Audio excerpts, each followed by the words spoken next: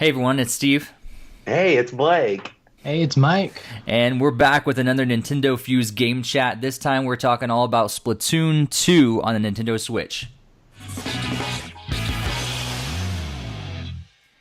Alright, so Splatoon 2, it's been out for I think a couple weeks so far.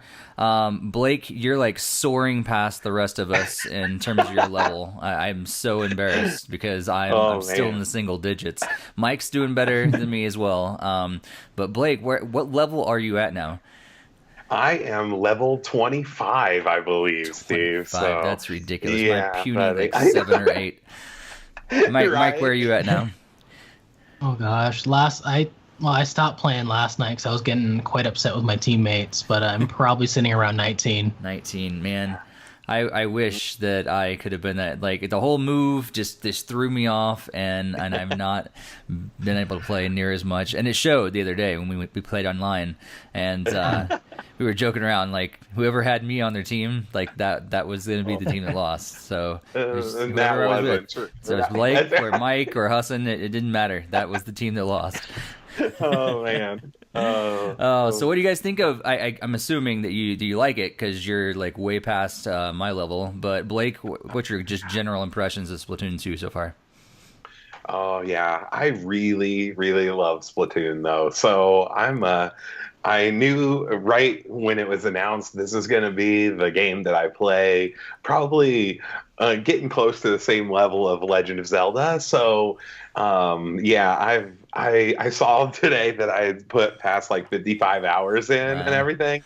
And so I'm like, yeah, it's really amazing. So I just love the whole yeah, like Nintendo working its way into the shooter genre a little bit and being creative with things and doing something that nobody else has done, but in a way that yeah, some people have tried to do some stuff like it, but just doing something truly amazing and new. And I played a ton on the Wii U as well, so but I only made it to like level 40 on that, so that was really crazy. Only But level 40.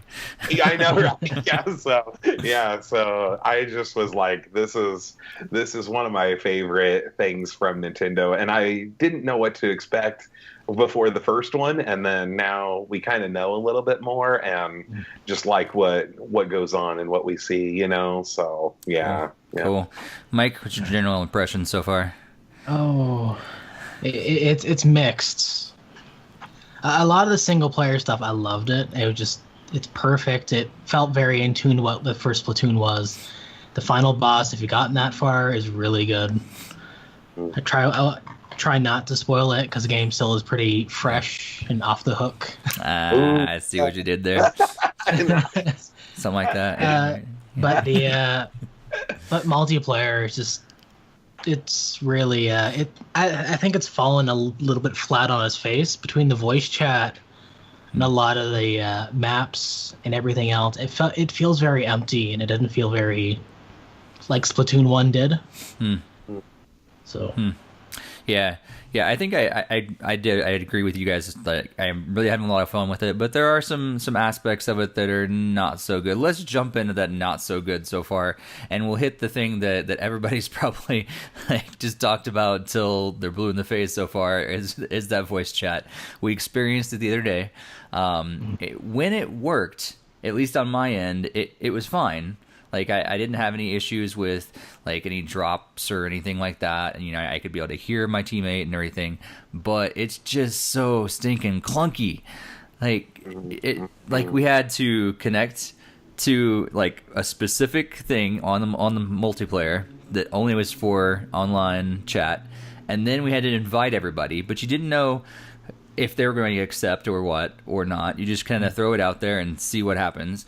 And then when they finally do come in, you get put on different teams and you can't chat anymore. And like there was one time where it was just Blake and I, we played a one-on-one match, and then we couldn't hear each other because like we were on different teams. And this was like so boring.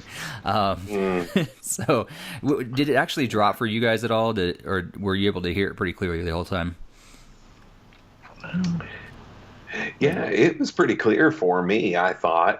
So I didn't have any drop moments or anything for it, but yeah, I can see what you mean though. There is like some stuff that I was just like, this can be done in a lot of other ways, and yeah, it's just really like you talked about barren a little bit in that category, and clunky, and something that nobody really wants to do, but we do it. So yeah, it's true. It's crazy, but Yeah. mhm. And that's part of the issue with the voice chat. It's just it feels very. It doesn't feel like something like Discord or Skype. It feels very simple and basic, like the Wii was, where you just hopped into was it WeChat or whatever it was. Yep. Yep. Oh, yeah. And you played that way. Or another example is a Monster Hunter 3 Ultimate on the Wii U. You use the gamepad specifically for voice chat. Yeah. And it was really bad. It was very terrible. It sounded bad. And then, as someone who's very much an audiophile and spent a lot of money recently on a good microphone, it's like the amount of effort that went into this app, even like just for customization, is like very limited. So yeah, I'm so surprised like that they. I mean, I guess I will give them a little props for trying something new, but it doesn't feel it's something new for them, I guess, but it's not something new altogether. It's like taking several steps back. Like I think we talked about this in the podcast. If this would have happened like years and years ago, we'd been like, oh, okay, this is cool. Well, let's try this. But nowadays, like when we got so many better options from other systems and other experiences, it's just fell flat on its face. And so I really hope that Nintendo is paying attention and will fix something in the future, because this is definitely one of those areas that I think they could definitely do better. Clearly, yeah.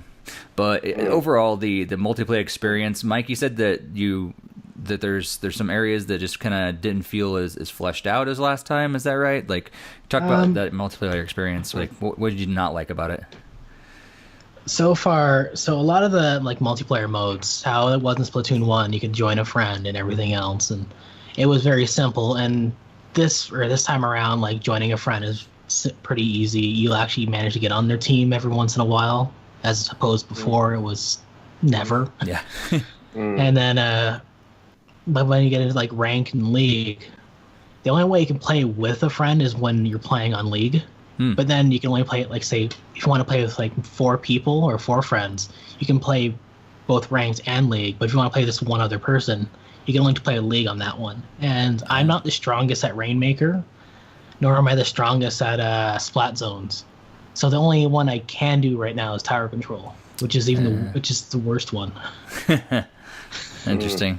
Yeah, that makes a lot of sense, because I haven't gotten that far I'm not ranked high enough to actually play those modes yet. So I'm just sticking with my turf control, and like I'm having fun. It's the same experience for me.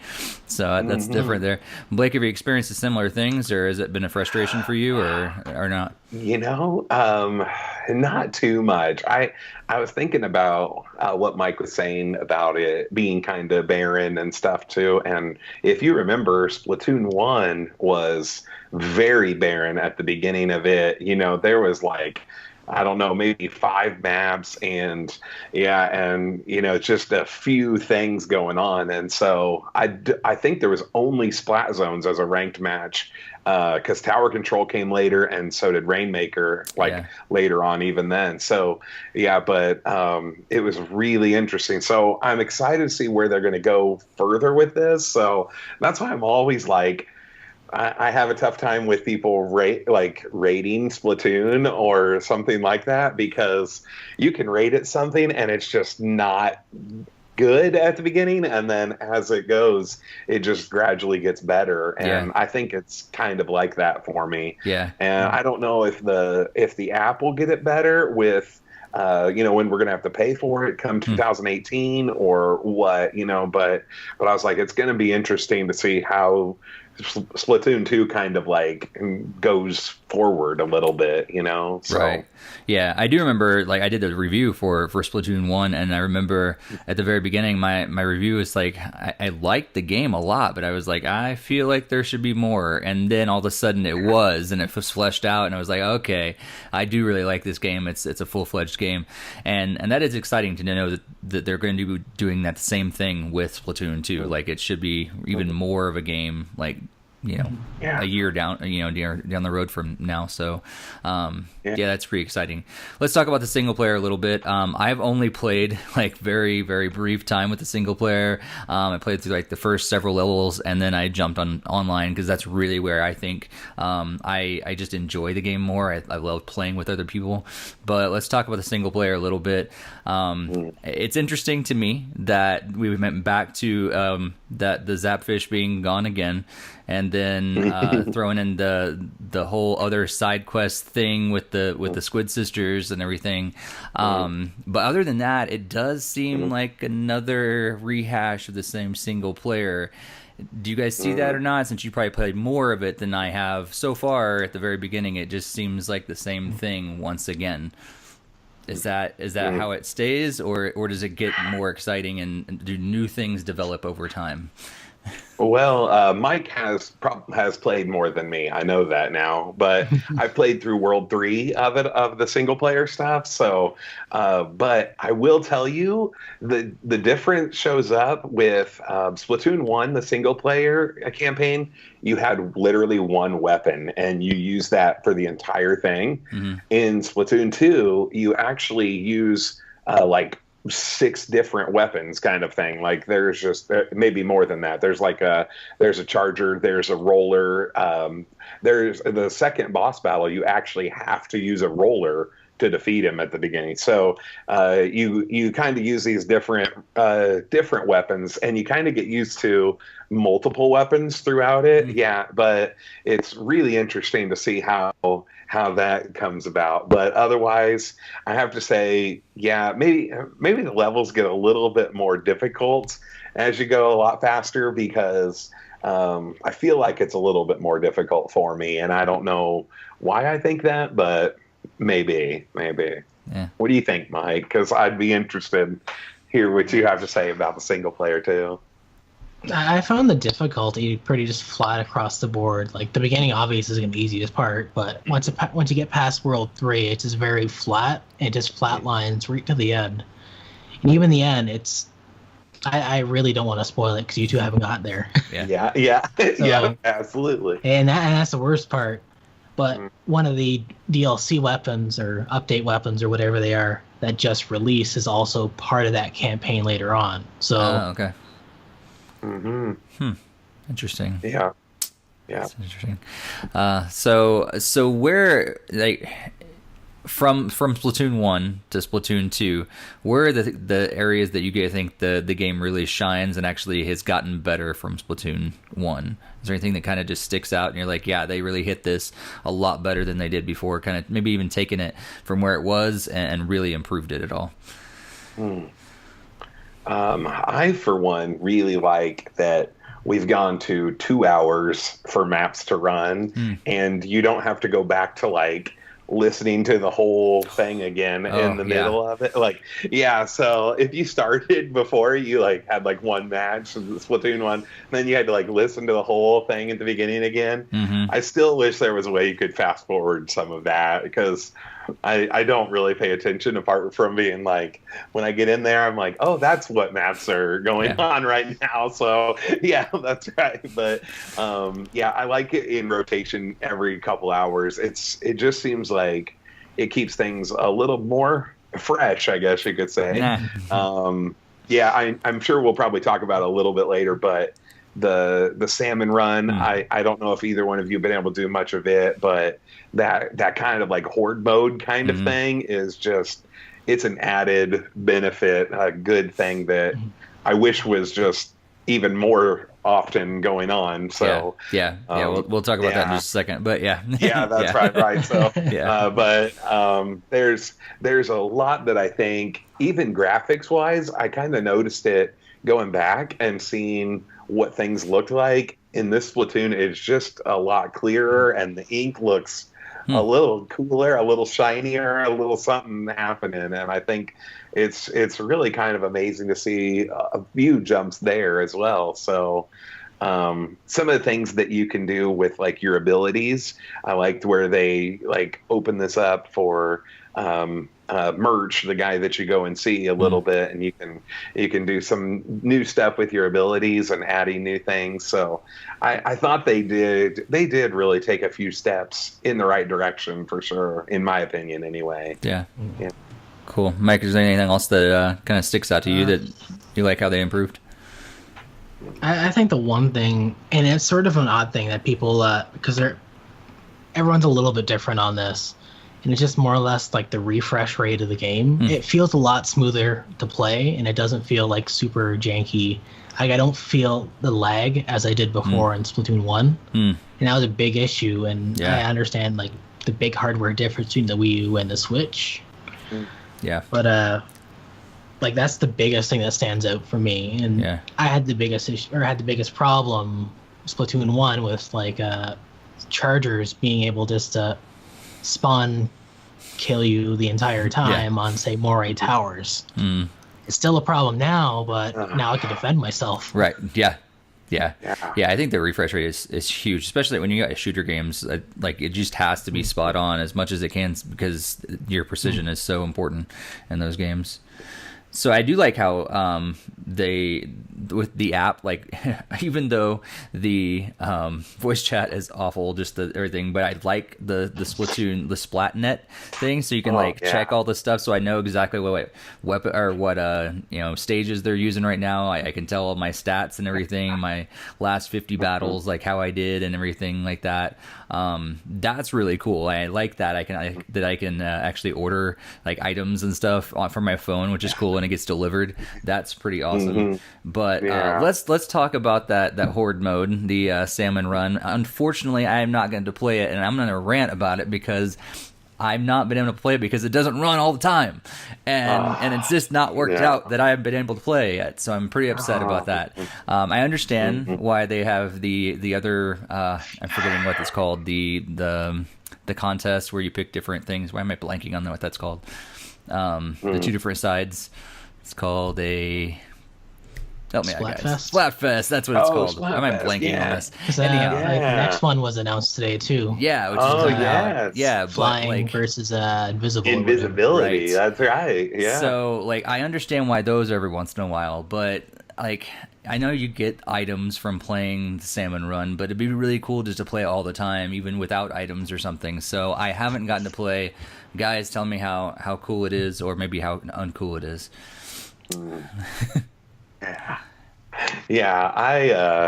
I try to, as much as possible, whenever I find out that it's going on, I just try to jump in and play for a while and get at least a couple bonus things. And when I've done so, now I've made it to being an overachiever on Salmon Run. So I have one more step to go to get to be a professional. And then, I think that's how it goes. So nice. I seem to just be like stuck with my pay grade retained at the moment right now. So I don't know. I just can't get completely past this. So I need some good players out there helping me out. But it's really... Hopefully I'll get in there. That's right. It is. It's a lot of fun. It gets crazy very quickly at some moments. So the tide goes in and the tide goes out, and the creatures just come around. The interesting theory that I'm having though is, are we actually like doing something bad because we are capturing these eggs from these salmons? And I'm like, maybe they need to just be they need to have their eggs. I mean, why are we capturing this? There's a moral dilemma here. Yeah. And so I'm like, what is going on here? And I'm like, oh well, I'll keep doing it. They seem to be mean to me. So there you go. Yeah, that's right. But it is a lot of fun, Steve. Cool. Yeah. So one day we'll get you in there. We'll jump in and play some. That'd be great. That'd be great. Mike, have you spent much time with Salmon Run? I have. I spent. Oh god, I think the first day it was open, I spent probably 4 hours playing it, Wow. and I loved it. And yesterday I went to play it, and I hated it. In the same sense, it's because I had family, or not family, teammates that were well, almost like family at this point. Maybe, yeah. But they had teammates that probably wouldn't use their specials, and they would just constantly die. And I'm like, oh, Yeah. why are you playing this mode? Yeah, those are the times where you wish that we could have voice chat with everybody just so you could yell at them and you're like, use your flippin' weapons. Yeah. Well, I was on voice chat with somebody there yesterday, and they were cursing a storm. Oh man. It's I like fantastic. it too because sometimes I like to play games for just a little more fun with my friends and people, because I don't need it to be like a competition all the time. And this kind of brings it into another level of let's co-op together and play this and try to just survive and kill these things and work together, Right. So it's kind of a fun twist on things, I think, too. Yeah, I love the idea of cooperative mode, and I loved when they announced it. I was like, oh, I'm going to really like this. And I still assume that when I get to play it. But yeah, I love that, like, when you do that sort of thing, like on Overwatch or Call of Duty, when you're like the zombie modes and stuff like that, where you're working cooperatively against the computer is just it's a fun other experience that you can have in a shooter game. And so I liked it. I like the idea of it. One of these days I'll have an actual opinion. Can you join with other people, like your friends, and have that voice chat, or is it just join with friends and that's just like no voice chat with it? I think you have to have 4 friends to do the voice chat. Okay. But you can join with your friend, and I don't know if you can actually do voice chat just with your friend in that, but you can have your friend and then you can ask for like 2 more people to come in kind of thing. So if you have 2 people. So yeah, something like that. But I don't know if you can voice chat in that setup. Yeah. I don't know. But yeah. It seems like that would be something you jump on like Skype or Discord or something like that, because like you'd be like you need to cooperate. You kind of need to communicate. You're like, okay, you take that spot over there and I take this spot over here. Because if you're just like randomly going at it, like you don't know what they're going to do, and like you may see something they don't see, and it should be so much better if you can communicate. So Yeah. Although I do like the communication options in game this way, and what was the other one? Help or Help. booyah. Oh yeah, this way and booyah or whatever it was. Yeah. And then when you die, it's ouch. Yeah, and Help. Yeah. Yeah. It's very good. So you can just be like, I tend to just hit up because whenever I spot the group, I hit this way, and then if I ever die, I just hit help. So I'm like, that. I spam the ouch button a lot. Nice. So ouch seems like it makes more sense, because after you're dead, you're like, they can't help you, man. It's already gone. Yep, that's right. That's right. Yeah. Oh man. So it seems like, I think it does have some faults.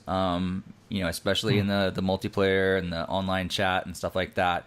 But as it stands now, would you guys recommend other people to get this game? I think I would. I think it's a great game that people can play online, play with other people. Like that's the thing that I feel like it's missing though. Like I liked the local multiplayer, or the option to like play. I think am I remembering correctly that you could play with 2 people at once, like one in the game on the TV and one on the gamepad before with this first one. That's the one thing I feel like it's missing. Like the dojo. Yeah. There's no split screen. I have to agree there, Steve. That's one of the saddest things. If you want a person like with you, they have to have their own Switch and they have to have their own copy of the game. Yeah. And that is kind of a sad thing. I really will say that. So that's one of the biggest bummers that I have actually about Splatoon. Yeah. So And even the other day, I was like, my wife was like, "Oh, I'll play you there with you and everything." I'm like, you can't. I'm sorry. So she had to take over for me, and which is fun, but it'd be so much better if we could play together on it. So. Definitely, especially with like a mode like Salmon Run. Yeah. Because then you just have the people right there. Local multiplayer in Salmon Run would be fantastic. Oh, So, yeah. Yeah. There is a local, like a LAN mode or whatever. Oh, that's but true. I don't know other people. I don't know any other people in the neighborhood that would have Splatoon. So Yeah. Yeah. It's almost one of Yeah. those things you have to bring together, like organize it for that, or maybe at like a convention or something like that. You could kind of bring everybody together, but on a regular basis, like how often are you gonna be able to do that? That's so true. Oh, man. But other than that, like, what do you guys think? Would you recommend it to other people? Oh, I man. definitely would, and that's purely as I love my competitive games. I like getting angry at my games, so it's one of the odd things. I like doing it, even though I hate it at the same time. Yeah. So I highly recommend it if you really want to be in the salty Splatoon. So Nice. Mhm. Blake, I think it goes without Yeah. saying, Oh. but we're gonna ask you. anyhow. Absolutely right. It's a big nod yes from me. So, yeah. And I even saw that Walmart is having a sale with a bundle of Splatoon 2 with a Switch and like the neon yellow Yeah. or pink and neon green, Yep. and Joy-Cons. Yeah. So I was like, that's pretty cool. So Yep. now there's the bundle out there Yep. at Walmart. So Yeah, you get like a yeah, case you with it have and to everything have it. too. Yep. yeah, This is absolute, a game that no doubt if you have a Switch you should pick up Splatoon 2 and play it. So yeah. Cool. So, any parting thoughts from any of you guys about Splatoon 2? Anything we didn't cover yet before we wrap up? none for me. I think I shared my heart out. That's right. Come see us online. So play us online. We'll post some times where we're playing, and feel free to jump in and join us online. That'd be cool. And maybe one of these days we'll be able to get some actually like better online chat and stuff. We can actually like do some tournaments and things like that online. That'd be cool to do for NintendoFuse. So just pay attention to our social media, and maybe we'll have some fun times up soon with Splatoon 2. But thanks so much for joining us for another game chat all about Splatoon 2 on NintendoFuse. And thanks for joining me, Blake. It's been great to chat with you. Steve. And Awesome, thanks brother. for joining us, Mike. Mike. Thank you for having me. And just make sure that you do hit that subscribe button for all NintendoFuse content here on YouTube. And make sure you hit the bell as well so you can be alerted every time we post a new video. We'll post videos every Monday, usually every Monday, with a podcast 1 week. And then we got game chats a couple times a month. And we have industry talk. We just had an awesome industry talk with BitLounger. That's really cool. So if you haven't checked that out, make sure you check that out. And we'll see you next time here on NintendoFuse.